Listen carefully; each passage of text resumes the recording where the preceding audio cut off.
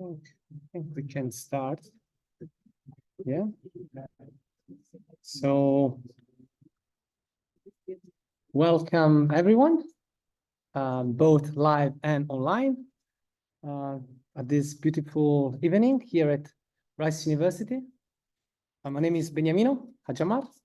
I'm going to be the MC for today, and I am a postdoctoral fellow here at Rice at the Department of Statistics, as well as an officer of the club, which is a club that aims to provide what we call the complete yoga experience, yoga for the body, mind, and soul.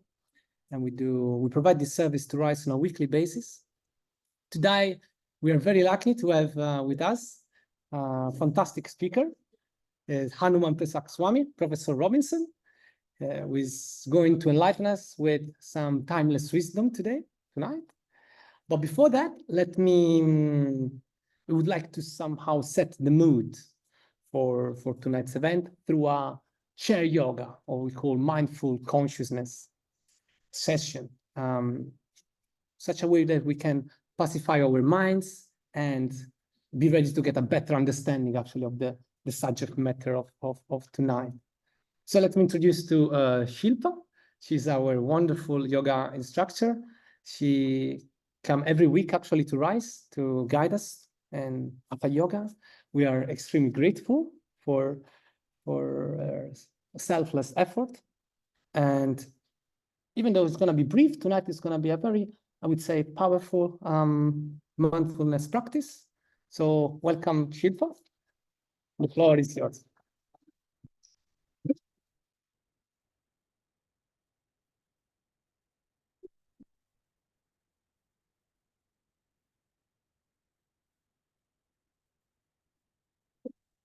My voice is a little bit scratchy, so hopefully everyone can hear me. Thank you. Again, my name is Shilpa, and I'm just going to be leading you through a very brief body scan meditation. So if I could have everyone come to the edge of their seats, feet firmly planted on the ground.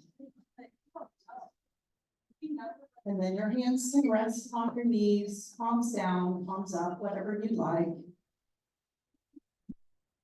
And if it's available to you, please gently close your eyes. And if that feels uncomfortable, then just lower your gaze to the space in front of your feet.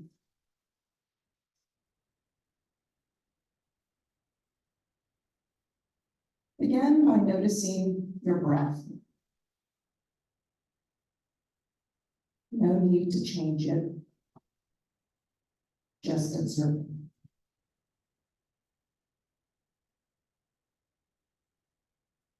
Where in your body does your breath move? You might feel it in your nostrils. You might sense it in your throat. Is your breath long and slow? Or is it sharp and quick?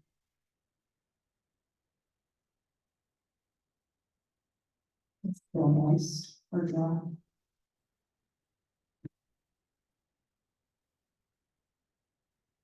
As you observe your breath,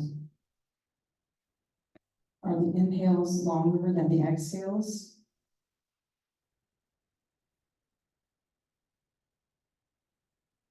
Do you notice any pauses in the cycles of your breath?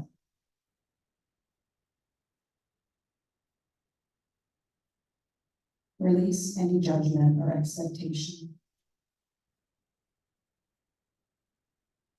Step into the role of the observer of your breath.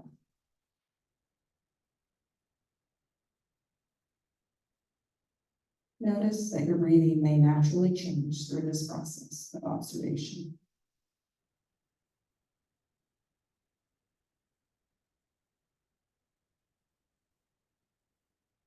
Now begin to notice your body seated, feeling the weight of your body on the chair.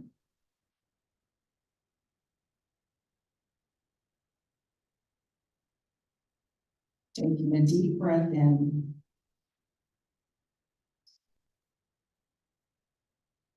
Filling your torso full of air.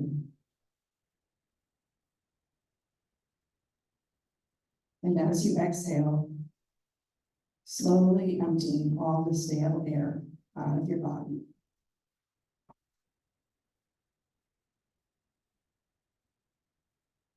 Now turn your attention to your feet.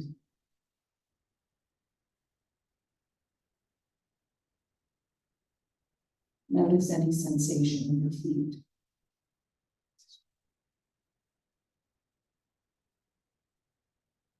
Do they feel hot or cold?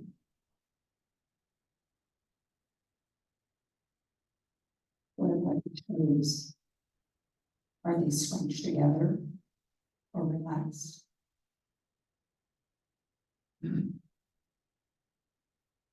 Notice the arch of your foot.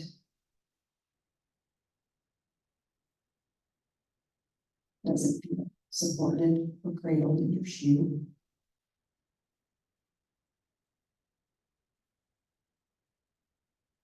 Now pay attention to your legs. Feel the weight of your entire leg, from your ankle all the way to your hip, as it presses against the floor and the chair.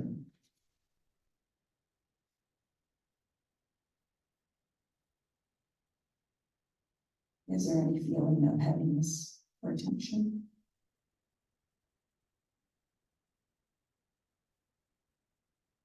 Bring attention to your stomach area. Notice as it rises and fills with air as you inhale and retreats back to your spine on each exhale.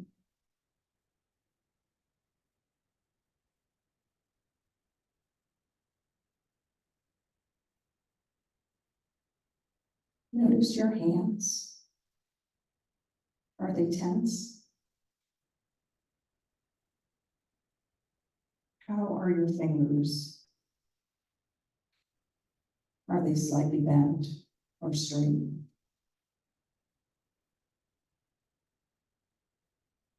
Can you allow your hands to soften?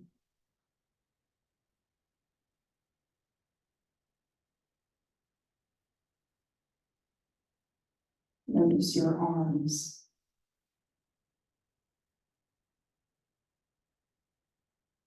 Where do they touch your body or your legs?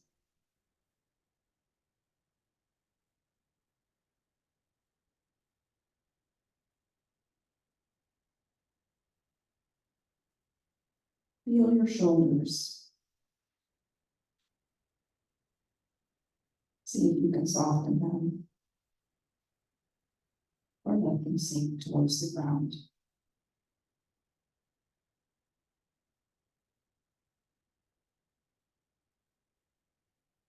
Notice your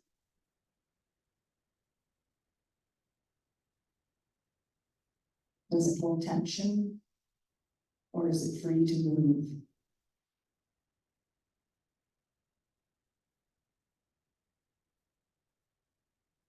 Now let the sides of your jaw loosen your grip.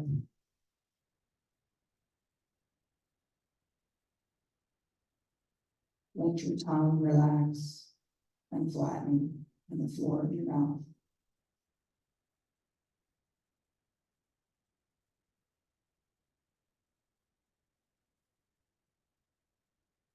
Unfurrow your brow and feel the space between the eyebrows lightening.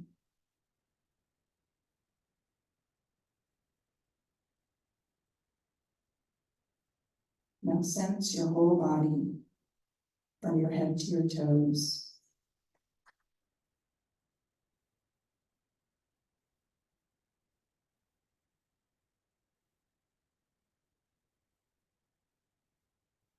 Did your breath change through this process of observation?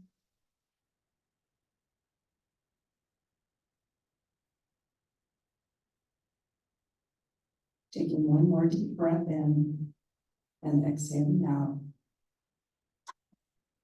Slowly begin to open your eyes as you take in the room, starting at the floor, and gradually raising your gaze across the room.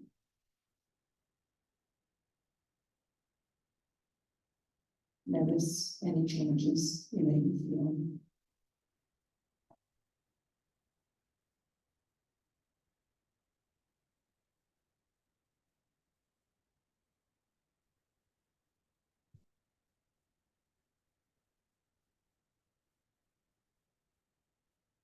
But thank you so much, Shilpa. This was very soothing.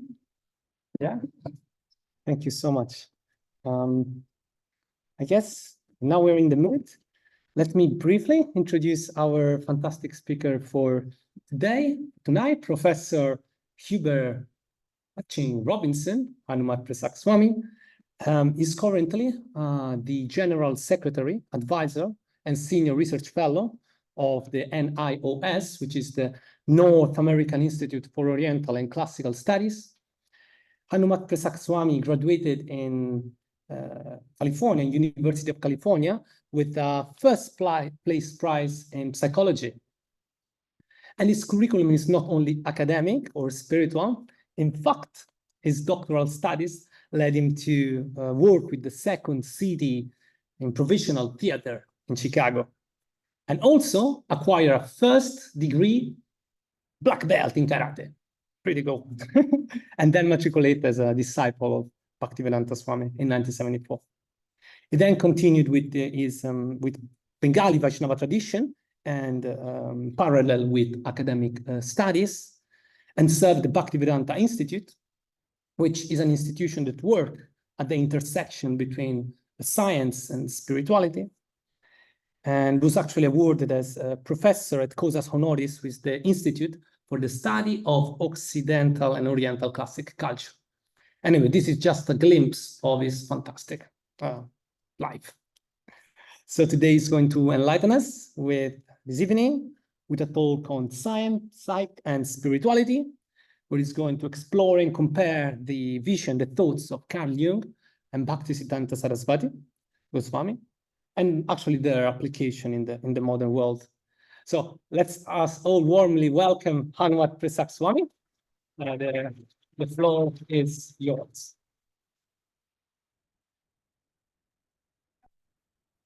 Thank you. Mr. Rice. Okay. I just need to move that. Okay. So how is the audio's okay? Okay. It's always, very interesting doing these programs. You have to listen very carefully when you're being announced, right? Because you have to find out who you are, like that. So we want to thank the Bhakti Yoga Club, right, for this opportunity. And this is a topic that we've actually developed over basically like 25 years and doing different programs, different places. And now we're going to try and summarize 25 years worth of investigation in basically 25 minutes, like that. So you may want to get a hold of your chair yoga. Hang on, we'll try something here. So science, psyche, and spirituality. And of course, science tends to deal with the physical world, psyche with the psychological world, and spirituality with maybe something eternal, different than the gross body. And the encounter of Professor Carl Gustav Jung and the Bhaktissidanta of traditional India. So how many people are a little familiar with Carl Jung? A little bit of background like that, some stuff. Okay, well, that's good. That's good. Okay, how many people are certified Jungian psychologists? Okay. Otherwise, how many people here are psychiatrists? Okay, okay. Yeah, one psychiatrist. Yeah. So, and of course, we've been introduced, Hanumant Presaka, Professor H.H. Robinson, North American Institute for Oriental and Classical Studies. And then here we are in Rice University, and today is February 7th. Okay, moving right ahead. We're not moving right ahead.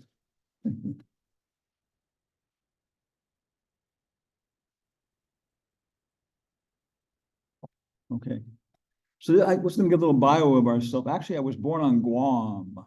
Anybody know where Guam is? Like that? Yeah. Where is it? Oh my God, wow. You missed by about 14,000 miles. Yeah. It's there's San Francisco, Hawaii, Midway, and then you end up over there, the Philippines and places like that. It's part of the Marianas Islands, and Saipan is the big country there. And actually that was colonized by Japan at the end of the First World War. So they really took it as, now they're attacking us. And my parents were there at the end of World War II, and I was born there.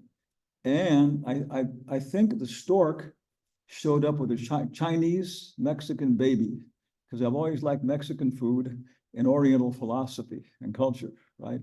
And so, here's a white woman, none of my, sign the receipt, not my problem, So I've always felt like a Chinese Mexican monk trapped in a white man's body, like that. And growing up in San Francisco and everything else.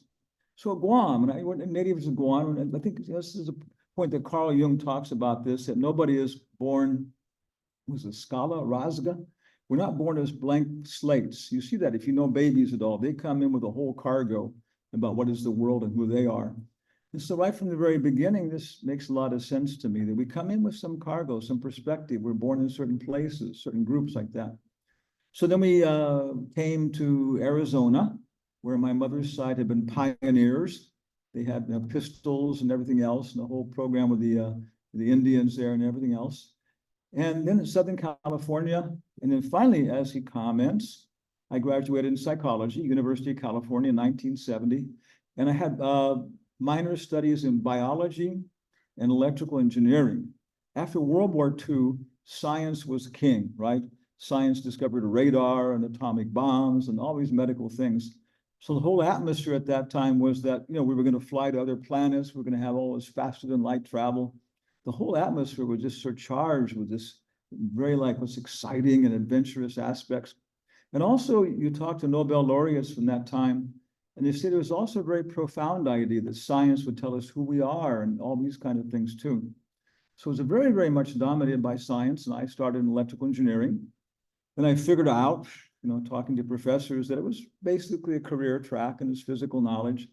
So, okay, changed to biological engineering, did surgery on rats. They lived to tell about it for some time, And okay, that was also chemical machines, right?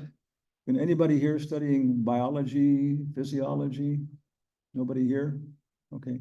There's a little machine, like a circle, the Krebs cycle, which tells you how you go from a piece of bread to adenotriphosphate. Adenotriphosphate is what your cells use for energy. And it's the whole thing of little chemical reactions. So we've gone from mechanical machines, electrical machines to chemical machines, but the whole thing is still very a mechanistic idea. This is back in the 1960s. So then I took to psychology, and that had some more progress. Of course, we all, Skinner and Pavlov. How many people know about Pavlov, right? Yeah, Pavlov's dog. Yeah. He would actually was shooting meat dust into the dog's mouth and ring a bell at the same time. And after a while, he'd just ring the bell. It's kind of like college students, right? Just ring the bell, and they would all salivate just by hearing the bell.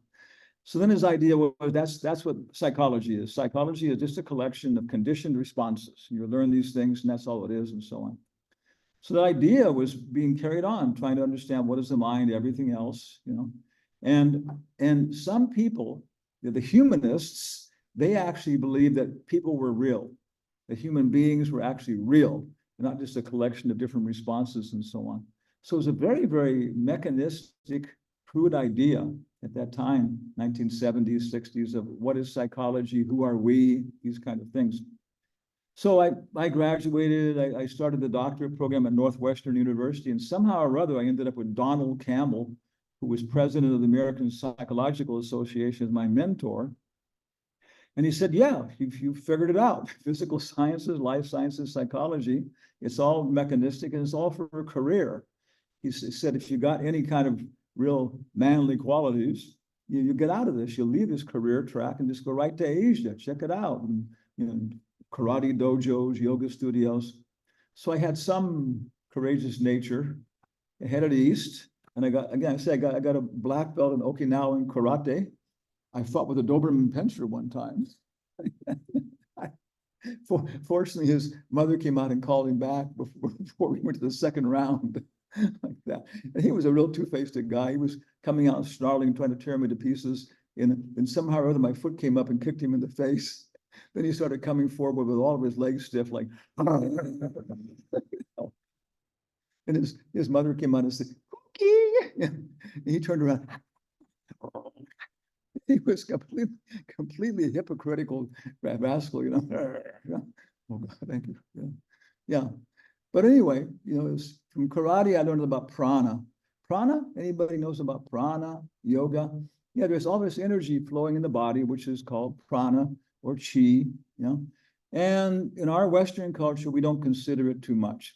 We don't really investigate these things too much. Maybe if you're in sports or sports medicine, things like that, they'll start talking about these energy flows.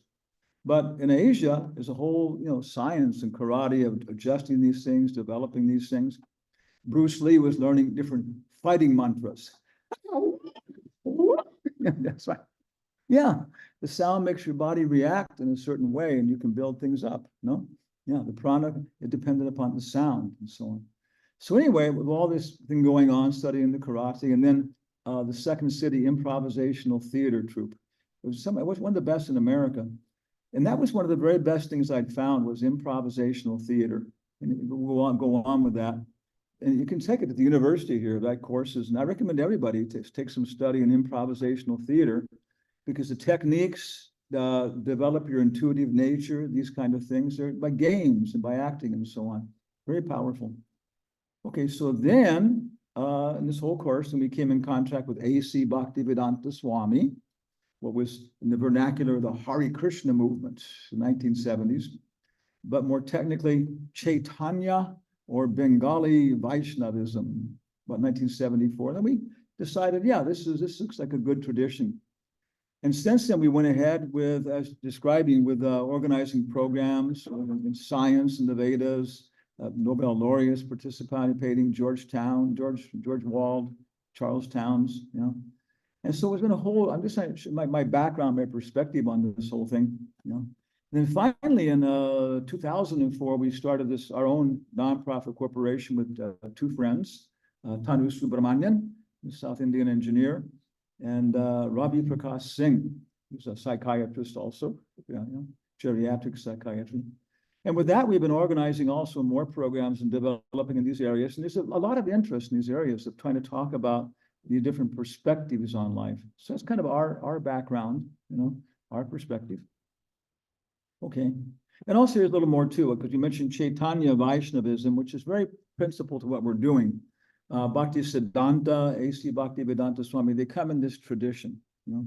So here's Sri Krishna Chaitanya. You look in the Britannica, you'll find him there. So he was a very, very powerful religious reformer monk in the 15th century, something like that. And India has very profound, very, very broad tradition and philosophy, introspection, all these things, which we'll see. So he's coming out of all of this and presenting a very, very intense aspect of it, perspective of it, and so on. And so that's our kind of tradition, how we got involved in this whole tradition. And if you have a map of India, you have Gujarat, Delhi, Madras, and Bengal. And all these different places are actually different nations. You know, and here they speak Bengali language, here they speak Gujarati language, here they speak, you know, Hindi. And each one has a different character, a different idea, a different perspective to some degree. And in front of the ambassador of India, I said, India is not a nation. It is a subcontinent. He said, yes, yeah, except like Europe. There's, you know, German people, French people, Italian people, Swiss people.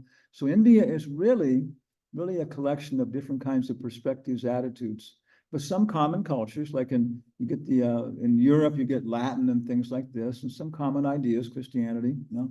So out of all of this, that's our very specific tradition with very specific potency, you know. Okay. Then we go to, and A.C. Bhaktivedanta Swami is coming down in this from Chaitanya to Bhaktisiddhanta, like that. So we have Carl Jung. Carl Jung, born July 26, 1875 in Kirchwil, Switzerland. Died June 6, 1961 in Kuschmach. Swiss psychologist and psychiatrist who founded analytical psychology. His work has been influential in psychiatry and in the study of religion, literature, and related fields. So right away, you see that Jung was a very, very broad person. His investigation basically was about what is life and who are we. He was fortunate in joining the staff of the Burg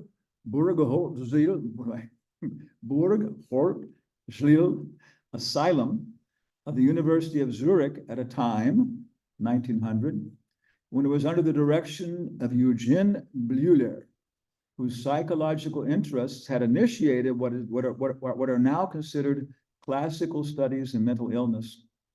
You see him, he was on the front cover of Time magazine and everything else. So a very prominent personality in our whole culture. So Jung was born 1875. At that time, if you had some kind of mental illness, it was very unfortunate, very unfortunate. If you were poor, they would drive you out on the street and eventually you would be dead, you know, or locked up in a mental hospital, chained to an iron bed, and they'd throw water on you or something. A very, very difficult time. Mental illness was not understood, possession, and so on. But then Bleuler and others in the West started this whole thing of investigating the mind. We investigate the body, we open it up, we discover different organs, how they work, how they're related, you know. So maybe the mind is the same thing. And one of the very beginning tests they had was free association tests. You know this at all? You know, I just say some word, you say the first thing that comes into your mind, right? We have an angel right here.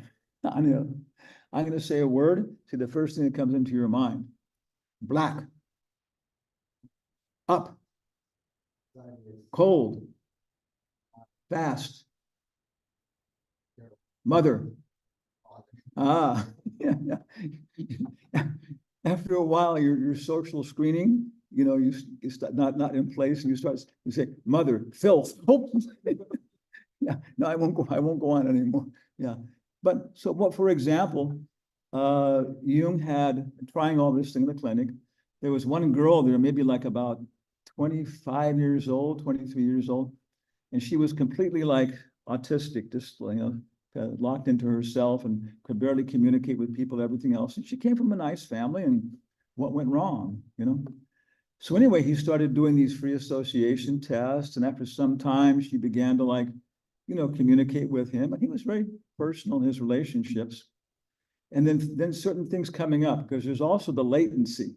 You say, or say something like water, and there was always like a very strong latency with that, you know, for her. So he began to identify complexes, different bodies of knowledge, perspective that we had. Then finally, after maybe just almost 2 years, everything gradually became to come out. She went on like that. So when she was a young girl in a Swiss town, not very big, you know, she was in love with the rich man's son. It sounds like a Tolstoy and Russian novel, right? She was in love with the rich man's son, but she knew, oh, I can never marry him, and so on, you know. So some other nice boy offered to marry her, and she said, okay, I'll marry you. Then they went off to his town, which was maybe like an hour and a half or 2 hours away. And she had 2 children. One was maybe like, you know, a year and a half old, and the other one maybe a little small child, very small child. And so one of her friends came to visit her, you know, and they're talking about everything, and her husband and her little children, you know. And her friend told her, oh, you know, you broke that rich man's son's heart. Oh, really? Yes, he wanted to marry you. Yeah, right? This is, yeah, okay. And her friend's going there. And then one of the babies was playing on the floor, and the younger one was actually sitting in a little tub, you know, for a sponge bath. And she, after this shocking thing about her life, the little baby in this tub started sucking on the sponge, the water. So everybody had been informed that some horse had fallen in the local water supply, right? And so there was cholera in the water, and until it all been cleaned out, don't drink the water. So she's staring at this little baby who represents her, you know, tied up in the wrong situation she doesn't want, and the baby starts sucking on the sponge and she doesn't do anything. And the baby got cholera and died. So what do? R.D. Laing says, mental illness is usually a sane reaction to an insane situation. He wasn't so popular with that, but yeah, he said, usually people who are crazy are not crazy. You check their environment, their situation like that, and what they've done is the sanest thing you can do with that situation. You describe other situations and you see, God, this person has a right to go crazy, you know. So that was what happened, and she just went nuts, crazy, you know, and just locked in. So that Jung started to work with her and talk about everything is gradually coming out. And as opposed to Freud, Jung was including a lot of personal responsibility for what you're doing. That you have to take responsibility for your life and so on. So eventually she, you know, it was, how much control did you have at that moment? Could you really have stopped your baby, or were you just like, you know, just totally overwhelmed by the circumstances you were in? And she talked it out and worked on it, everything else, and very sincerely thinking about it and how she had to live. And so she was cured, which is very rare at that time. So that's the kind of environment, you know, he was in, where psychology was just starting. It says, what does it say? It's 1900. When was he born? 1875, yeah. Okay, so that's a little bit perspective on Carl Jung and his background, his development, and what's going to happen here. Now, Bhaktissidanta Saraswati was born 1874. Yeah. He's also known as Bimal Prasad Dutt, was a Vaishnava guru of the school of Chaitanya. Okay. Now, if you're an academic person, there's a very, very nice biography about him in the Brill Encyclopedia of Hinduism, which is a very standard text, very, very nice biography for people who want to look at something which is, you know, very authentic in that specific situation. He came from a very, very, you know, long tradition of this whole Vaishnava culture, introspection, meditation, you know, theology, Chaitanya. And from a very, very young age, he was very attracted to it. His father, Bhaktivinoda Thakur, was a magistrate under the British rule, and very, very powerful person himself and his activities. But his son, Bimal Prasad, basically he was celibate monk from his whole birth like that and so on. So he could remember everything he'd ever read. You say, is this possible? But no, you go to Indian places like this, and people born in these families and raised up with these situations, they have a whole different intellectual ability. When we were working with the Bhaktivedanta Institute sometime later, one of our scholars was Kanal Rajan, who got his PhD from, was it Brandeis or something? Anyway, his PhD thesis won the award that year for best PhD thesis. So he told me he was visiting back with his family in India. And before India had all this electronic stuff for running everything, it was all just mail bags being caught and dropped off and passenger listings and all this kind of stuff. He went to work with his uncle, you know, one day, watching it. And his uncle had like about 25 three-digit numbers like that, right? And he saw him, he just went down like this and wrote down the total. So Kanal said, Uncle, shouldn't you check it? And he said, Kanal, in 25 years, I haven't been wrong one time. Yeah, but this is what's possible, no? This is the kind of people who live on this earth, the kind of mental abilities we have and developing like that. And our whole culture is eliminating these things, right? We're eliminating all of our very natural human faculties. So he grew up in this whole tradition, and he was offered very, very powerful academic positions, University of Calcutta, everything else, things that were awarded to people who were like 40 years older than him, you know. But he said, no, let's just stick with the spiritual investigation, that program like that, you know? And so here you a nice picture of when they would go out, you know, singing and chanting, you know, kirtan. It's like St. Francis with his followers would go out, and they're encouraging people in this musical form of yoga. Okay, what else we got here? Okay, now you noticed 1875 when Carl Jung was born, and Bhaktisiddanta. Yeah, so Jung was very, very, very much attracted to what are called synchronicities synchronicity. You say coincidence. It doesn't say anything. Basically, it says it's a coincidence. Basically said it happened at the same time. We already know that. Yeah. But Jung was feeling that in life, there's things happening behind the scenes. These chairs didn't all get here by chance. This room is not an octagon by chance. You know, what does the word chance mean? Anybody know? What's his name? Nobel laureate. And we'll come back. Anyway, he said the most important concept in the 20th century is the idea of chance, because nobody has the slightest idea what it means. Everything's based upon chance, right? Evolution, everything else. It's a French word. It means to fall out. It happened by chance. It fell out. Yeah, it tells you nothing. Yeah.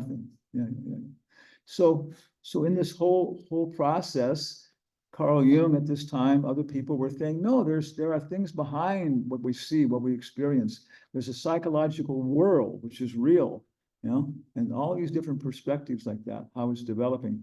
Okay, so he was, you know, right here we have a synchronicity, and it's quite useful if it's happening by chance or by some other previous force or something, because Bhaktissidanta Saraswati was growing up in the industrialization of Asia, railroad trains, telegraph, communication, all the way down into the lunar, what's it called?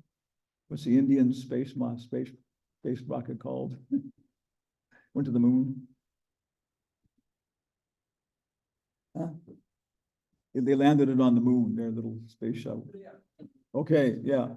And so India, the whole Asia, so Bhaktisiddhanta was there when this industrialization was taking place in India, Asia, China, Thailand, and and then Carl Jung was in the West, watching it all happen there. He went to Africa. He investigated very, very authentic, original African traditions. He invested alchemy, Mithra cults. The whole culture, if you start studying him, you don't have to study our whole culture and how we got to where we are, because he presents it in such a very, very nice fashion. He did a good job. And that's the whole thing, finding a good teacher and know him. And if he's done something else, you don't have to go beyond him. He also came to the West, you know, to America and every place else. So very, very nice when they're both talking about, many times they'll talk about the same things. This is going to cause problems. You know, this is going to cause problems. This is going to make us look at things this way and that way. And now in the modern times, we eliminated some problem and it grows back. We eliminate it again and it grows back. Transportation, all these problems we have, which are looking back, well, where's the root cause? Where's the root cause? So that's what we're promoting this, because the investigation of these two people and their perspective will tell you where it got in, the mistake we made. Okay. So we have Carl Jung, myself, Carl Jung, and Bhaktisiddhanta. Okay. Bhaktisiddhanta was following the line of Sri Krishna Chaitanya and Rupa Goswami, whose opus magnum was Bhakti Rasamrita Sindhu. And it was a very fantastic translation by Professor David Haberman. It's about this thick. And basically, that's our whole introspective technique in yoga. But it's coming from 500 years ago, very clearly delineated scientifically. And of course, he was followed by Srila A.C. Bhaktivedanta Swami. This picture is very nice. Prabhupada A.C. Bhaktivedanta Swami would go in the morning walks along the beach when he was in Los Angeles. And the person next to him is Totem Damodar Singh, who's from Manipur, which is way up in the skirts of the Himalayas. And his whole little mountainous kingdom was following Chaitanya Mahaprabhu's culture in a very, very preserved fashion. So he came to Los Angeles to do his doctorate in chemistry and met Prabhupada, who revived his interest in his own tradition. And he started the Bhaktivedanta Institute, which organized these big programs with Nobel laureates and everything else. And in the morning, they would just walk along the beach and then we would have arguments. You know, he said, Dr. Singh, Mr. Scientist. And so they recorded those. So what's it called? Perfect questions, perfect answers. Yeah, very, very interesting dialogues like that. Okay. So in all of his coming to the West and trying to develop his whole culture, spreading it all over the place, A.C. Bhaktivedanta Swami asked some of his disciples, and one was a Professor Howard Wheeler, another one, to go through one book of the history of Western philosophy. And just when they were traveling, to tell him the ideas, and he would make a commentary, what we're talking about from the Vedic perspective, the Oriental perspective. So, of course, there's Socrates. How many people here have heard of Socrates? Okay. Yeah. The guy I forgot, Bertrand Russell. Bertrand Russell. His mentor was Alfred North Whitehead from Harvard University. And he said, the safest way to characterize all of Western philosophy is to say that the whole thing is a footnote to Socrates. Yeah, yeah. So many of the arguments, what's the last dialogue? How many people know the name of the last dialogue? Anybody know it? Any philosophy professors here? The Phaedo. The Phaedo. It's very worth reading. It's very nice, yeah. They've accused, because he's like a hippie. He's running around. He's taking all the sons of all the rich people in Athens and giving them to renounce their careers, their futures, their prestige, everything else. And it's creating a big problem. He's telling them the unexamined life is not worth living. And they're starting to give it all up to try and make a philosophical life. Who are we? And so then they pump these charges up, well, you're inspiring these young men not to worship the demigods, you're an atheist, everything else, you should be, be killed, whatever. So he has a trial, and right from the beginning, you see he has no intention whatsoever of placating anybody. He's out there just to tell them the whole truth. He's convicted, and for that crime, he should drink poison and die, or leave Athens and promise never to come back. They had no desire to kill him. They just wanted him to leave and not come back. Yeah. But Socrates refused to do that. Prabhupada said he was the last honest man in Western civilization, and they killed him. And like Jesus, he said, no, if I'm guilty, I should, come on, just leave. Just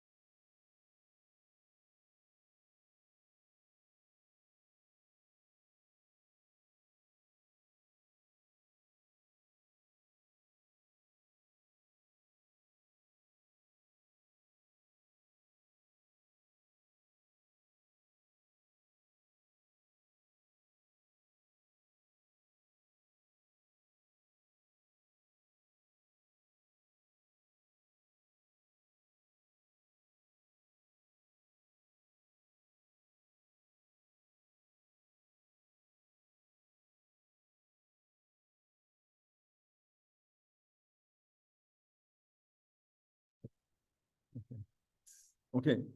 So St. Bonaventura and St. Thomas Aquinas, they took their PhDs from the University of Paris, the story is, at the same time. They were right there. And they were arguing, all the judges were there. They both, okay, you passed the test. You both get PhDs, from the University of Paris. Then they were arguing who was going to take it first, because whoever takes it first is the most prestigious. And what they wanted to do was the other guy take it first. Oh, no, you take it first. No, you take it first. No, you take it first. And all the French judges are sitting there, could you guys settle this? So St. Bonaventura won, and St. Thomas Aquinas took it first. At that time, rationalism, industrialization, all this thought was coming in. And our whole tradition, based upon the Catholic Church, everything was really trying to deal with all this perspective like that. Who are we?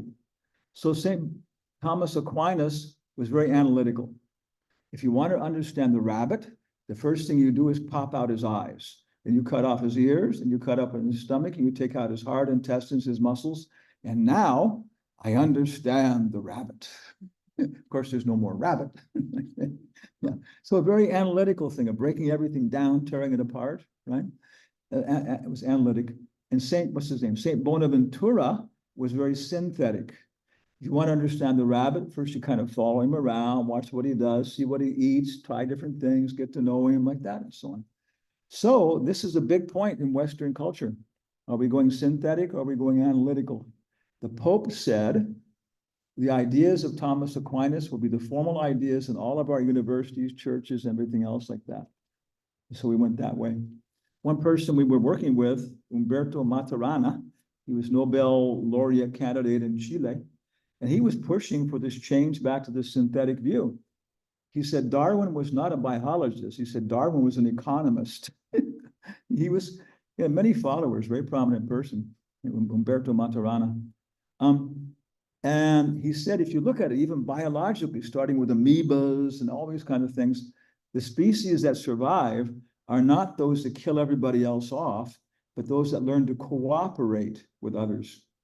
Cats in the modern world do not have enough territory, right? Cats are territorial, they got to have a certain kind of space. And it's always a little bit too small. So you see your cat coming home with this kind of bite mark, that kind of scratch mark, everything else, you know? So the cats that survive are those that figure out, you go on patrol in the morning, you urinate here, so I don't know what's going on. Then I'll go and patrol in the afternoon, I'll also urinate there, you know? And so then they work it out, you know, they cooperate. So this is the big choice happened with St. Thomas Aquinas and Bonaventura, you know? And Maturana, if he was won the Nobel Prize and stuff, then we would change our whole view of the way we're training people, not to be competitive, but to be synthetic and so on.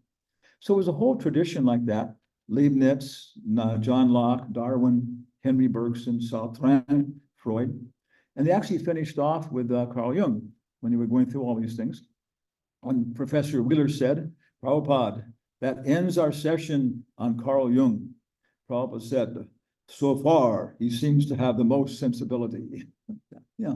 So he liked Socrates, he was criticizing everybody else, and Jung he also liked what he understood, how he was looking at things. He thought, yes, he's got a good view of what we consider reality and so on.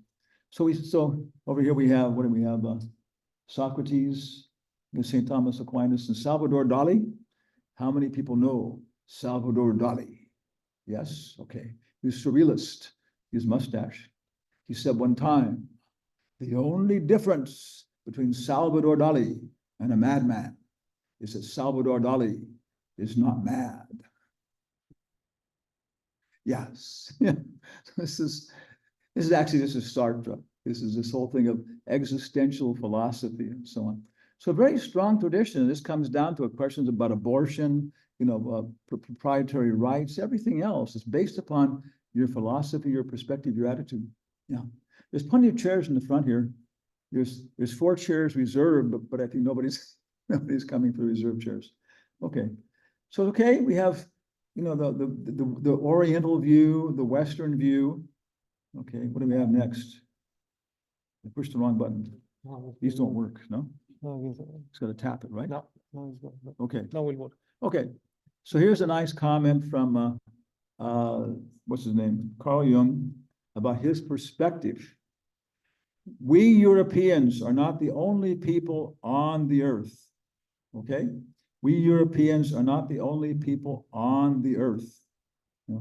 We are just a peninsula of Asia, and on that continent there are old civilizations where people have trained their minds in introspective psychology for thousands of years, whereas we have begun with our psychology not even yesterday, but only this morning.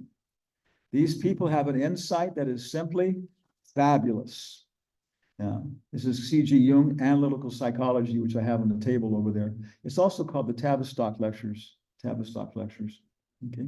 Then he also said in the same book, if you go to other races, to India and China, for example, you discover that these people are conscious of things for which the psychoanalyst in our countries has to dig for months. So tremendous appreciation. Again, this is what, 1905, 1910, 1930s. And it's very, very primitive in many ways, the whole culture and so on.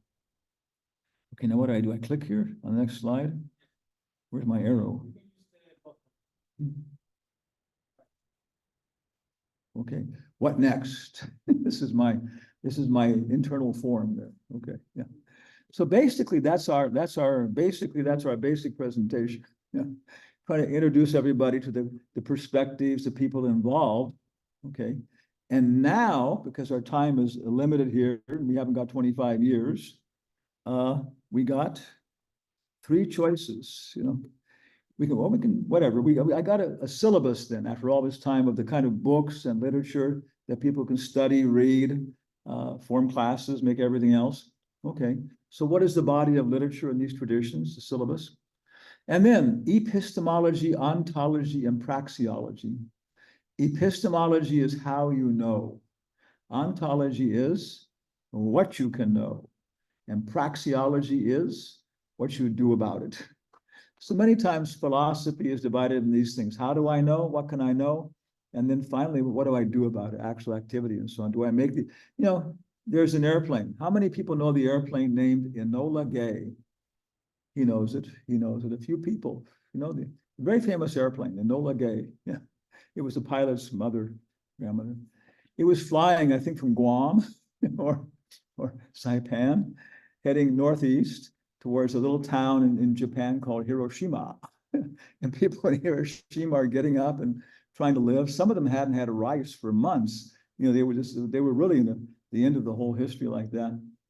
But America, you know, they saw, when we invaded Iwo Jima, we invaded Saipan, and these people, and the European people would surrender. They would give up, they would surrender and stuff.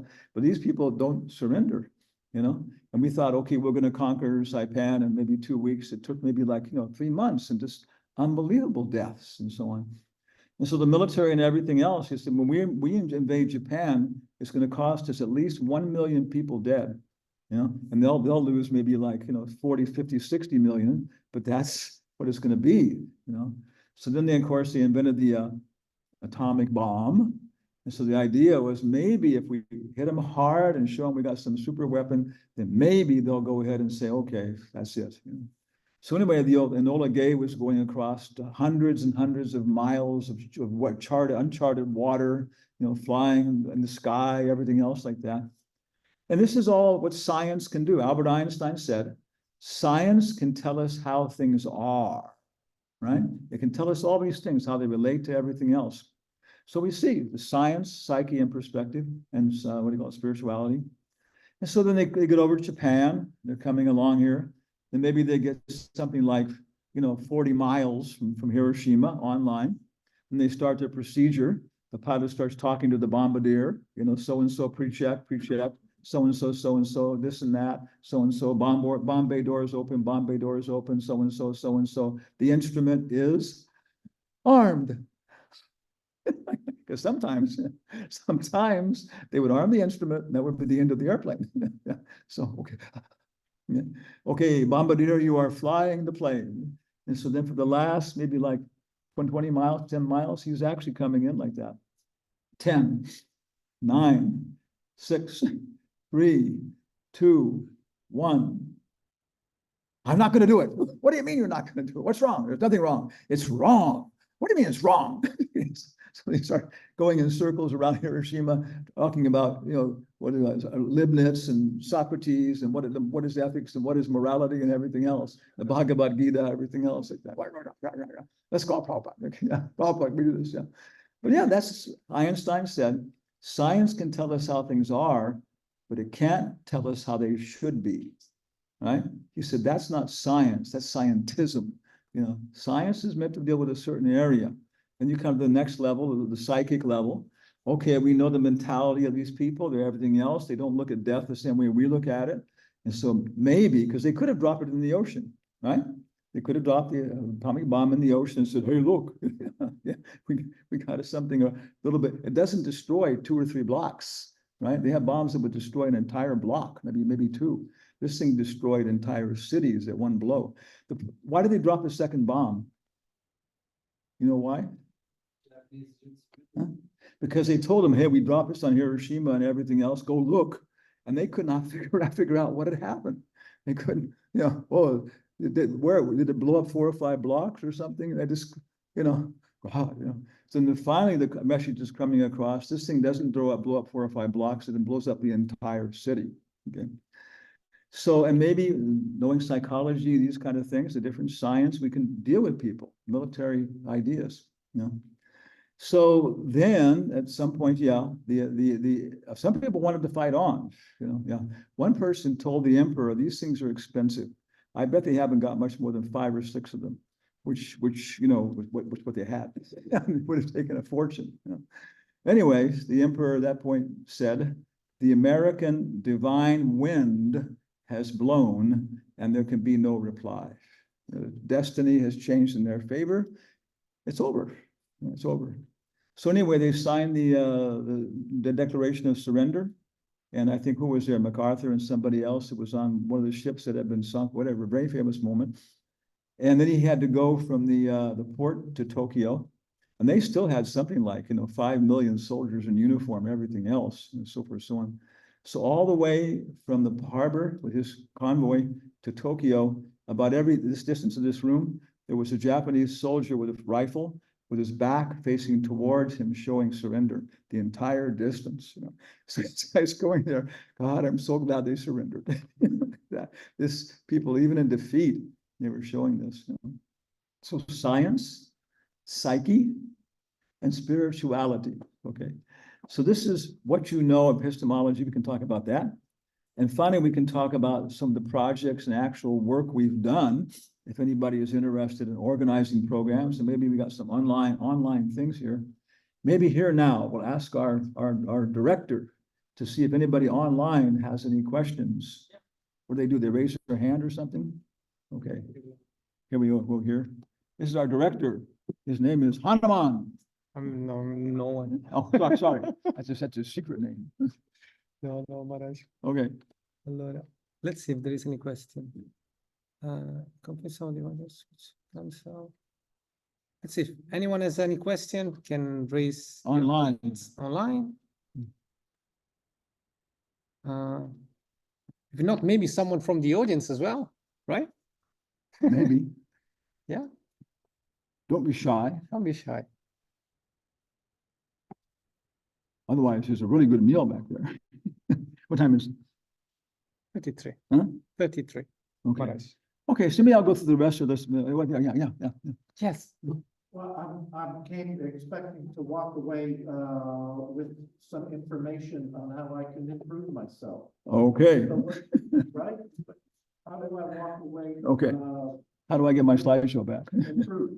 Well, Do it improve me. Thanks. okay, we'll work on it here. Okay. So then we'll go to epistemology.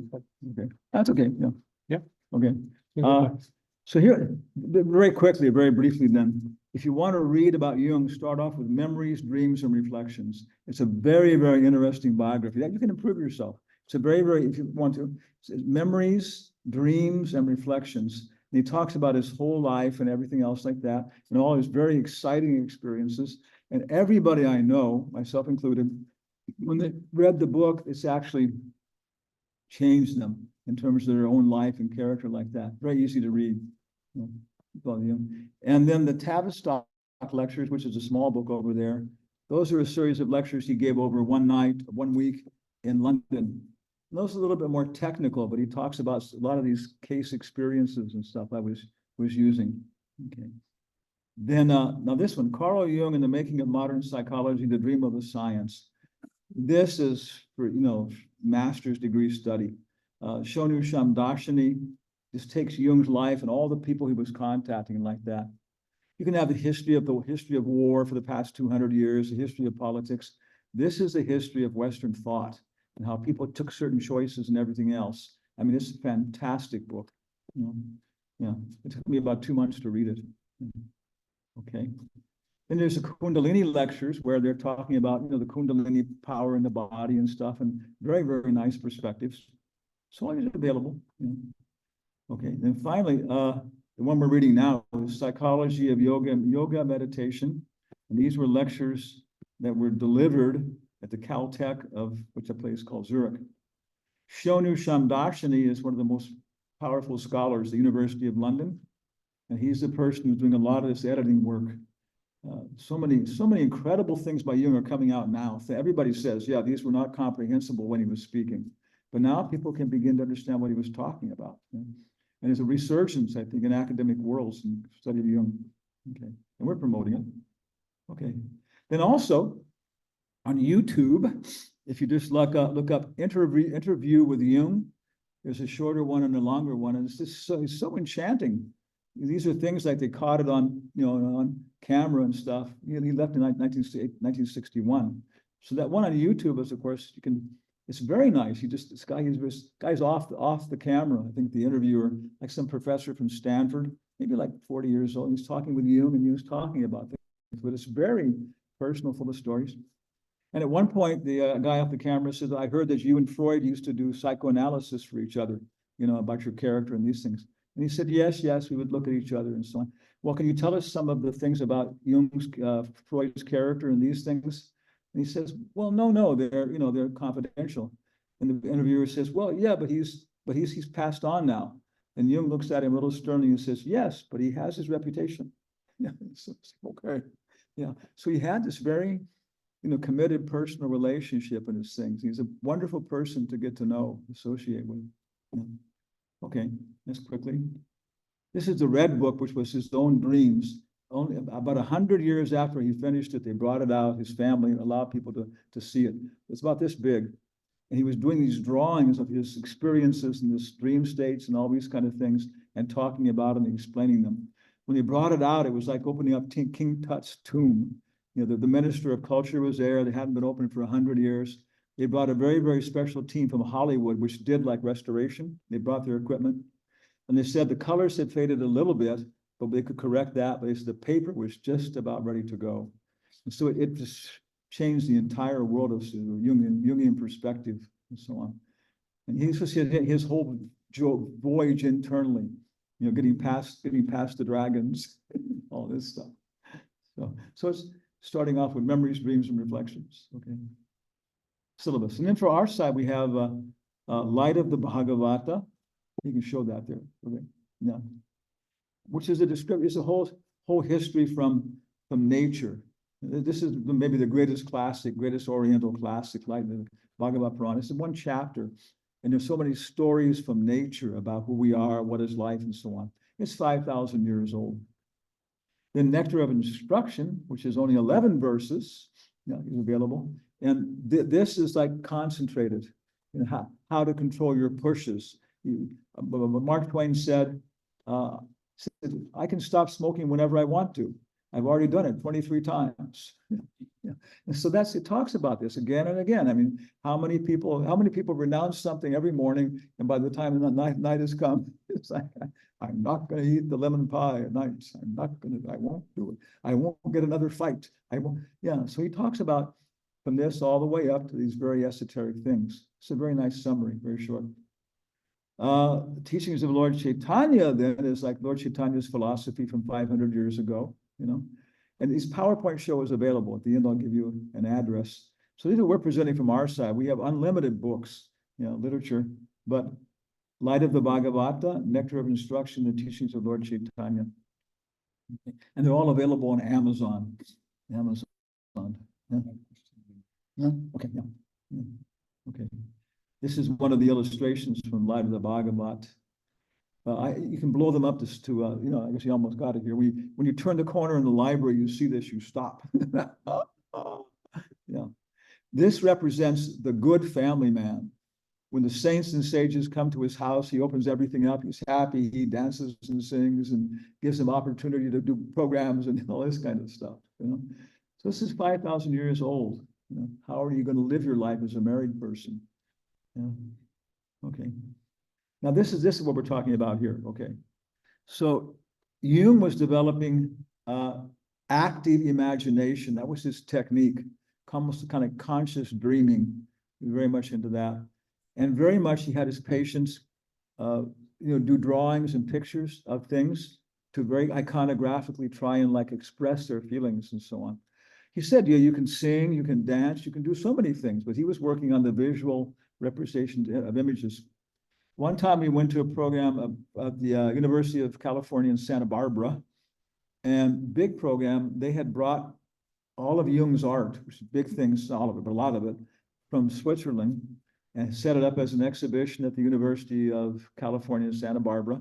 And they paid something like, $85,000 for transport and insurance and security and stuff. But yeah, they made it back 3 times over. Everybody on the face of the earth wanted to see, Jung's original paintings and so on. And along with this, with an institute there, which we work with sometimes, they did I think it was called Jung and the Creative Intelligence. They got into this whole thing of art and communication and how you express yourself. Keeping diaries, that's a very good thing. How many people here keep diaries? It's a very nice way, with drawings and everything else, to express yourself. Another thing they were doing was, again, the dreams. If you wake up, you may have a very incredible dream. Unless you write it down or something like that, you'll forget it. You just forget it. You remembered it, but it's gone. So yeah, looking at your dreams and things like that is part of the whole process. And also this thing of active imagination, of allowing your dreams to go on like that. It's what do we find out? What's our goal here? So Jung was in New Mexico. You see the people dancing here. And he was talking to a shaman called Mountain Lake, maybe about 1932 or something, before World War II. And he had because these people, even now, Hopi, Navajos, they do so many dances to express their culture, everything else, and develop who they are. After World War II, there were a lot of people with post something or other, stress syndrome, post-traumatic stress syndrome, things you can't forget. And so, but they had a whole healing ritual. People would come back, Cherokee Indians, whatever, and they'd go through this whole thing of dancing and everything else, and sometimes getting rid of ghosts and stuff too, So he was investigating these kind of cultures when he was in Africa, so many places. So at one point he was talking to Mountain Lake, who was a shaman, and they were just about their cultures and different things. And he said, why is it that your people think that all Europeans, all white people are crazy? And Mountain Lake said, because they say they have thoughts in their head. And Carl Jung said, well, where else are you going to have thoughts? And Mountain Lake said, only a madman has thoughts in his head. A sane man has thoughts in his heart. And Jung said he was just, totally shocked, because he saw for the first time how other cultures saw Europeans and nuts. And he was, yeah.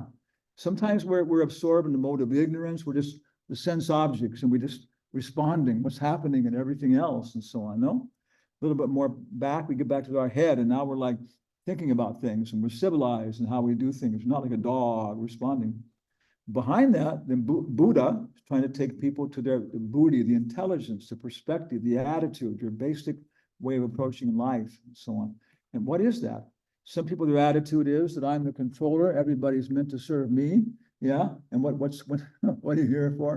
And other people are very timid and shy. That's your perspective, your attitude. That's what you have to work on that. You have to have a proper attitude towards life. So our process is singing, dancing, and drama, which is a whole part of the whole Vedic culture. Ayurveda is medicine, longevity, herbs, and so many things. Vastu Veda is architecture, these kind of things, and how it influences you. Gandharva Veda is the fairies, and they're based their thing on singing, dancing, and music. The first result of good singing is that you want to dance. Yeah. What's his name? Fidel Castro was with the press in Cuba one time during the whole Cold War. And he said, Europeans think that we Cubans are only interested in 2 things, drinking and dancing. But it's not true, is it? Is it? It's not true, is it? Is it? Yeah. So yeah, singing is, when you're engaged in singing and dancing, your cerebral cortex, right, has to deal with spatial orientation, tonal discrimination, and temporal discrimination, right? So basically, singing and dancing is the most natural form of meditation. So there you go. Take that away with you. Yeah. But then where are you going to go? You're going to go to what was the guy? Steppenwolf. Steppenwolf and the Pusher. That song. God damn, the Pusher Man. It's a heavy song. Basically, what they're doing is they're condemning heroin pushers, and they're promoting marijuana sales. Okay, you get people off of heroin, get them on marijuana. Yes, thank you, Steppenwolf. But you can see the music is just so, engaging. When people pay, how much do you pay to go to a concert? Something unbelievable. That's our point. We also chant on beads, and which is very stimulating and so on. But especially singing and dancing and music. Check it out. What is your environment? Are you like right now? It's very quiet here, right? It's dead, right? It's dead. What is the acoustics of this room? There's no echo, right? No echo. It's a very, very good place for music. It's not for flute music, but for percussion things and so on. So this is, we focus on our sense of sight. More subtle than that is touch, and more subtle than that is sound. So there, check out your life and see what kind of music you're doing. When you're getting up, when you're taking your bath in the morning, what kind of things are you listening to? And that's the kind of stuff you'll think about. Okay, maybe one final thing here then. Okay. Projects, very quickly. These are some of the people we've been working with. Dr. Ravi M. Gupta, he's a very, very big professor of Asian studies. Claudia Lira, she is director of the director for the Center of the Study of Aesthetics in the Department of Philosophy at the Pontifical Catholic University in Chile. Very, very nice person. Very nice. And she stayed in a Buddhist monastery for some time. So we've developed a lot of connection with a lot of people. South America is a lot more easy. I think, what is it? Los norteamericanos son muy cuadráticos. Yeah. North Americans are blockheads. Yeah, North America is predominated by Northern German consciousness. For Germans, there are two colors, black and white, and sometimes red. We Americans add gray. Okay, when you go out, look at the colors of the cars. You're going to find black, white, and gray. No pink, no purple. Some freak here. Where's the freaky guy? He has a lemon-colored car, man. Police are watching you, Bubba. I know. You see it. It's just it. We're predominated by this Norman German consciousness of black and white binary computers, but we Americans add gray, which is why we won the war, because they could only do this or that. We figured it out. They're going to go this way, and that way we're going to go this way. Yeah. And okay, so black, white, gray, or red. So South America with Claudia and so many people have been very, very good resource, because they're more Catholic, they're more open. They see ghosts and all this kind of stuff. Along with them, Oscar Natters. He got a Director of the Year award for all the Latin American people. Very, very beautiful movies. Juan de la Calle from Peru.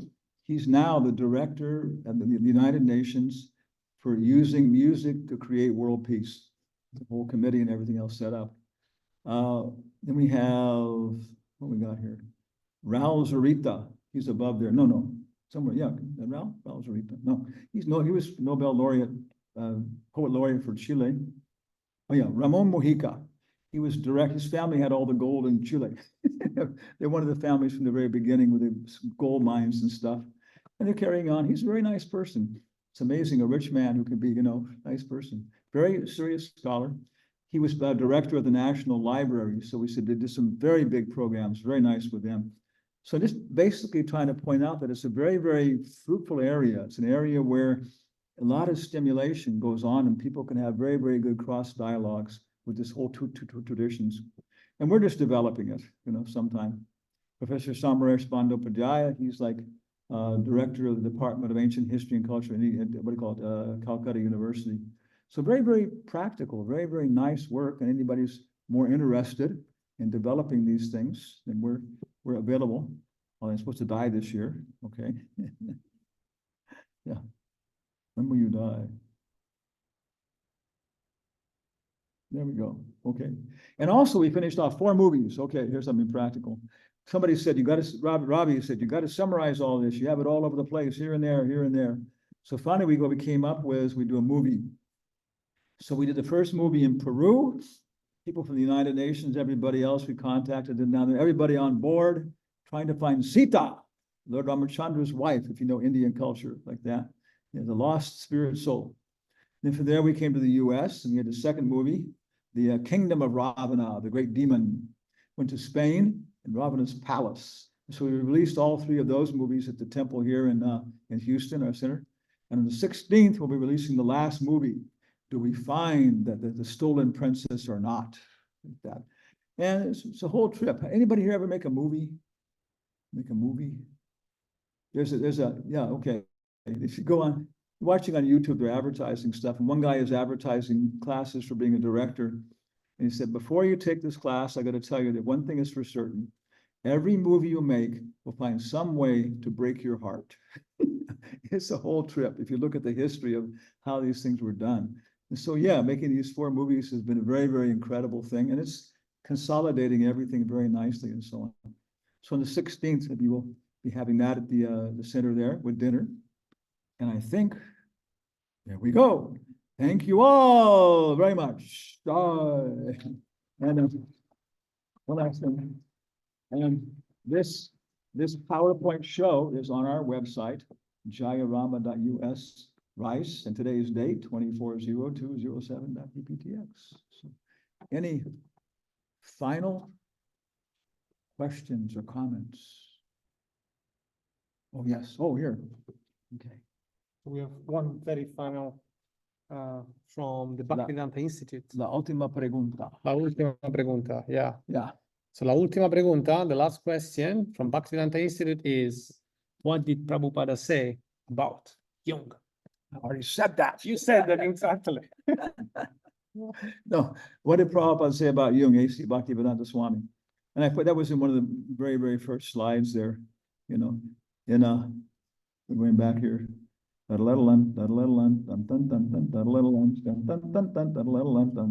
Okay, yeah. In dialectical spiritualism, he talks about Socrates, Plato, Aristotle, St. Thomas Aquinas, Descartes, Leibniz, John Locke, Darwin, Henry Bergson, Sartre, and Freud. And the very last person they talked about, that's Shamasundar and Hayagriva were presenting, was Jung.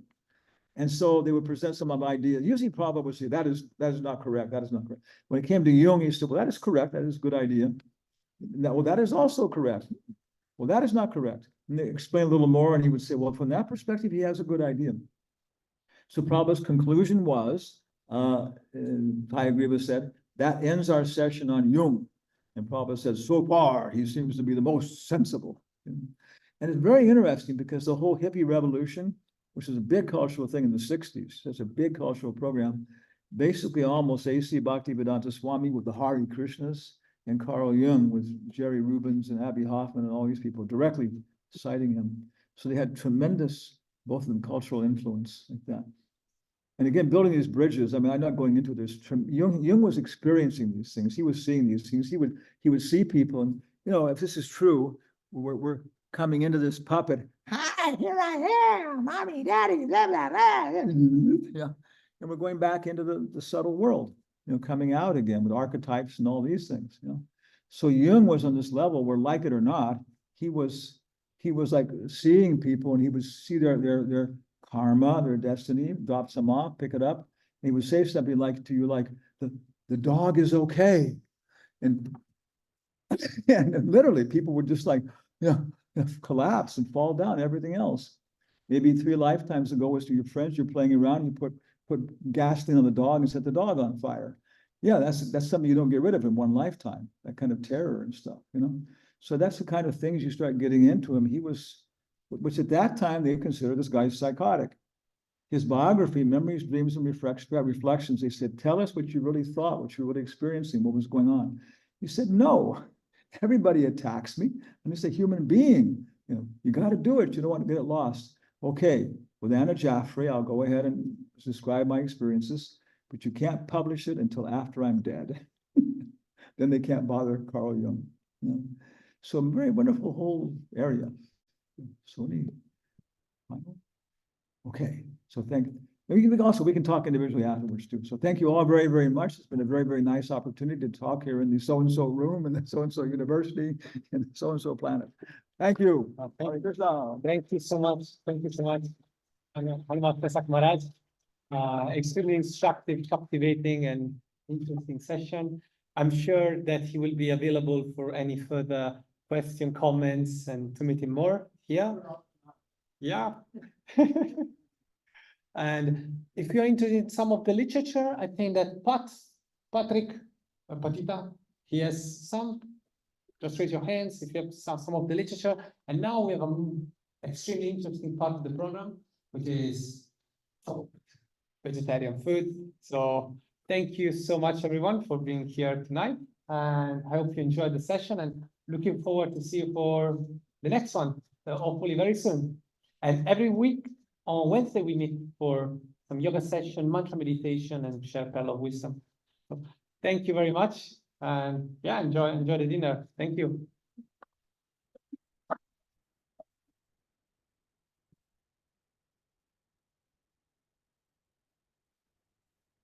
Thank you.